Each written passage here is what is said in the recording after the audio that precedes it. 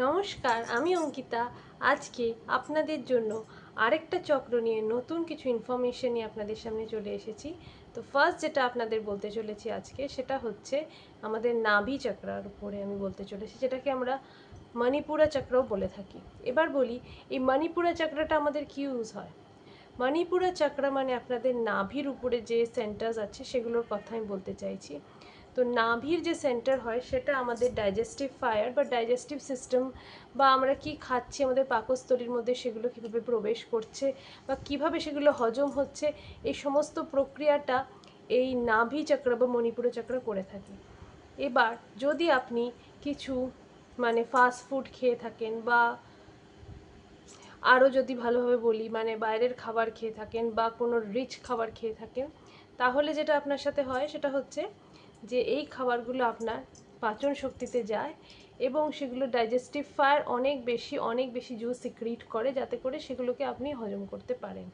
তো তার জন্য তাকে অনেক জুসের জন্য তৈরি করার জন্য, সেটাকে রিলিজ করার জন্য অনেক এনার্জি খরচা করতে হয়।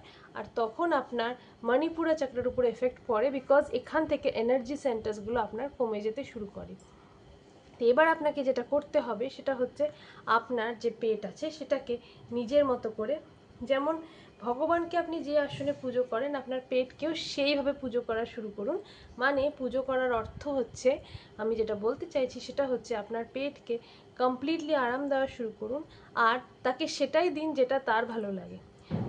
শুধুমাত্র আপনার জিভের টেস্টের জন্য আপনি খাবার খাবেন না। আপনার পেটে যাওয়ার পরে সেই খাবারটা আপনার কেমন লাগছে বা আপনার পেটের কেমন লাগছে সেইটা ভেবে আপনি খাবারটা খান।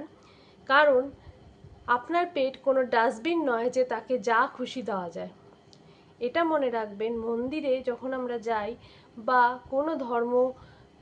কোনো জায়গায় যাই, মসজিদে যাই বা গির্জায় যাই, যে কোনো জায়গায় আমরা যাই না কেন, আমরা সেখানে কিন্তু কখনোই কোনো ডাস্টবিন দেখি না। আপনি কি কোনো রিলিজিয়াস প্লেসে গিয়ে কোনো ডাস্টবিন দেখেছেন সেখানে রাখা থাকে যে কিছু ফেলার জন্য? সেরকম কিছু হয় না, কারণ ভগবানের কোনো ডাস্টবিনের প্রয়োজন হয় না। তেনাকে যা দেওয়া হয় সেটাই তিনি সাদরে অভ্যর্থনা করে গৃহীত করেন, আর প্রত্যেকটা খাবারই তার জন্য একদম পারফেক্ট। তো এবার আপনাকেও এটা মানতে হবে যে আপনার জন্য কোনটা পারফেক্ট, যদি আপনি আপনার মণিপুরা চক্রকে অ্যাক্টিভেট করতে চান আর মণিপুরা চক্রকে ব্যালেন্স করতে চান। তো এইটা আপনাকে মনে রাখতেই হবে। লাস্টলি যেটা বলতে চাইছি, এই মণিপুরা চক্রকে যদি আপনি পুরোপুরি ঠিক রাখতে চান, তাহলে আপনার জন্য আমি একটা মুদ্রা আপনাকে দেখাচ্ছি।